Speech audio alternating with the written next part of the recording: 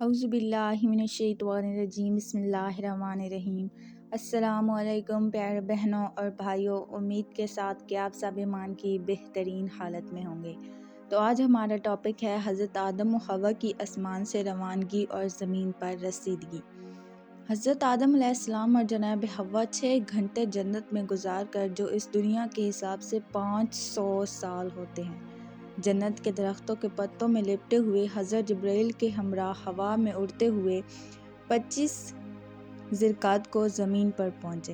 حضرت جبرائیل جناب حوا کو جدہ میں اور آدم کو کوہ سرندیب پر پہنچا کر واپس جانے لگے تو حضرت آدم تنگ دل شد و گریہ آغاز نہان سخت پریشان ہوئے اور انہوں نے رونا شروع کر دیا اور کہا کہ مجھے بے یار و مددگار چھوڑ کر کہاں جا رہے ہو؟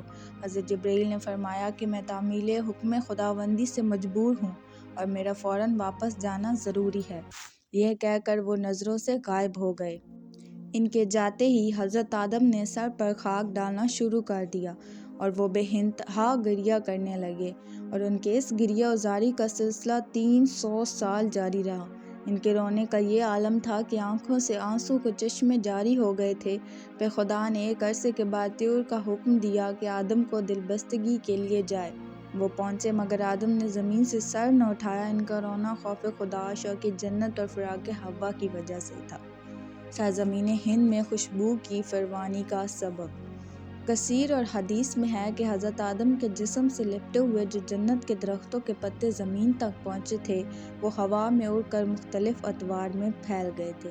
پھر ان سے مختلف خوشبوؤں کے درخت پیدا ہوئے تھے اور چونکہ سب سے پہلے ہوا نے ان پتوں کو چن لیا تھا اس لیے خوشبو اس کے رگ و پے میں سما گئی تھی اور اسی وجہ سے اس کے نافہ میں مشک پیدا ہو گئی۔ حضرت آدم چونکہ ہندوستان میں اترے تھے اس لیے ان کے جسم سے جنت کے درختوں کے پتے چھوٹ کر زیادہ تر وہیں گرے اور وہاں خوشبوؤں کے درختوں کی فراوانی ہو گئی۔ ایک روایت میں ہے کہ مشک نیز عنبر جو ایک بحری جانور سے پیدا ہوتا ہے جو پہلے خشکی میں رہتا تھا، زیادہ تر چین، سور اور تبت میں پایا جاتا ہے۔